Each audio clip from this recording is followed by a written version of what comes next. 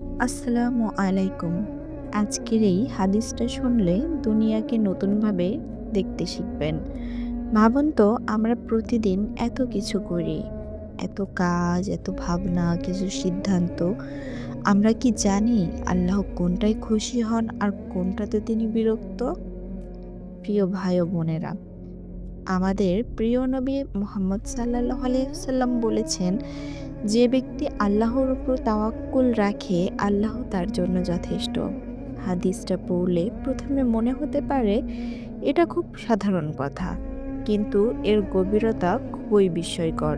ভাবুন তো, যখন আমরা জীবনকে নিয়ন্ত্রণ করার চেষ্টা করি, যখন আমরা সবকিছু নিজের হাতে নিতে চাই, তখনই আমরা চাপ ও দুশ্চিন্তার মধ্যে ভেসে যাই।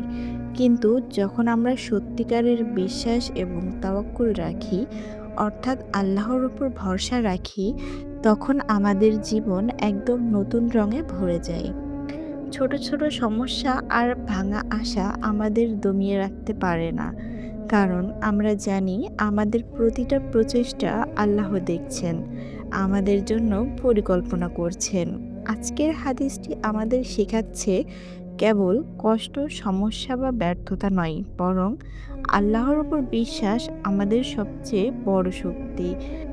একজন মুমিনের জন্য দুনিয়ার যে কোনো চ্যালেঞ্জই নেকি হতে পারে, যদি সেটা ধৈর্য, সঠিক নিকট বুদ্ধি এবং তাওয়াক্কুলের সঙ্গে মোকাবিলা করা হয়।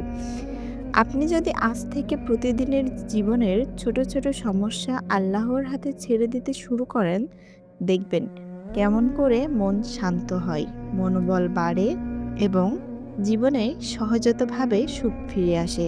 শুধু কল্পনা করুন, আপনার চোখে দেখানো দুনিয়া, কিন্তু আল্লাহর নির্দেশে। তখন মনে হবে সবকিছুই এক ধরনের শিক্ষা, এক ধরনের দাওয়াত, এবং প্রতিটি মুহূর্তেই রহমত লুকানো আছে। তাওয়াক্কুল মানে শুধু বসে থাকা নয়। তাওয়াক্কুল মানে হচ্ছে চেষ্টা করা, কিন্তু ফলাফলের উপর আল্লাহর সিদ্ধান্তকে বিশ্বাস করা। আজ থেকে একবার চেষ্টা করুন, একটি বিষয় আপনার জীবন থেকে আল্লাহর হাতে ছেড়ে দিন। দেখবেন আল্লাহ আপনাকে এমনভাবে আশীর্বাদ করবেন যা আপনি কখনো কল্পনাও করতে পারেননি। আজকের হাদিসটি আমাদের শুধু শেখাচ্ছে দুনিয়া শুধু সমস্যার জায়গা নয়, বরং আল্লাহর দয়া ও রহমতের জায়গা। শুধু আমাদের ভরসা এবং বিশ্বাস ঠিক রাখতে হবে।